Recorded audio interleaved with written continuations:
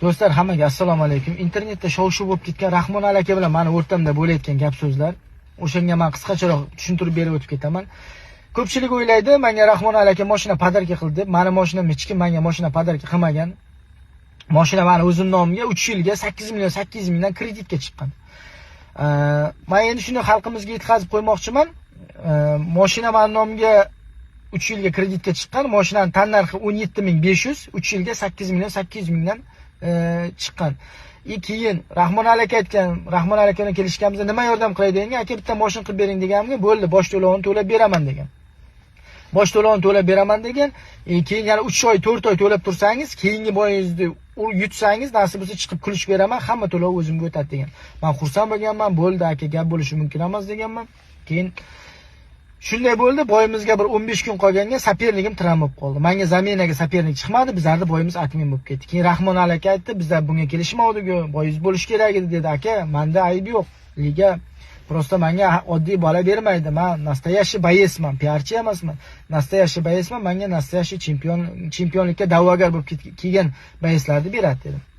Keyin men aytdim, aka dedim, nasib bo'lsa Toshkentda Xumor arenada 21-sentyabrda boy bo'ladi, shunda chiroyli boy qilib beraman dedi. Yesli dedi, Toshkent 21-sentyabrda Xumor arenada bo'lsa dedi, kelishuvimiz o'zgaradi, 150 million to'lab beraman dedi. Boy yutsangiz dedi. Bo'ldi dedim, nasib bo'lsa, ha mayli, qarna dedim, shu 150 million to'lab bersa ham, mashina 308 million menga juda katta pulda u. Men oilam hech kim ishlamaydi, to'g'risi. Hech qanaqa oylikli ishga ishlamaydi. Men aytdim, 150 million Rahmon aka to'lab bersam, inshaalloh bir dastoyni boy ko'rsataman deb turdim. Keyin boyga bir oy vaqt qoldi. Menga boy qilib beraman degan akalarim, "Davay, sen trenirovkangni bos. Boy bo'ladi 100% dedi.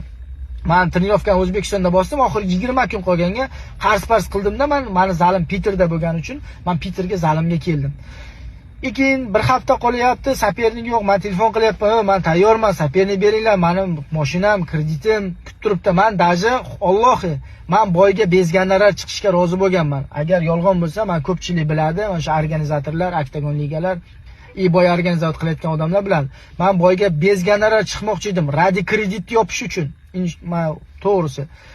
Keyin menga saperning chiqmadi 21ga. 21ga saperning chiqmadi, keyin Rahmon aka aytdi, "Uka" dedi, "21da saperning chiqmasa kelishuvimiz bekor bo'ladi" dedi.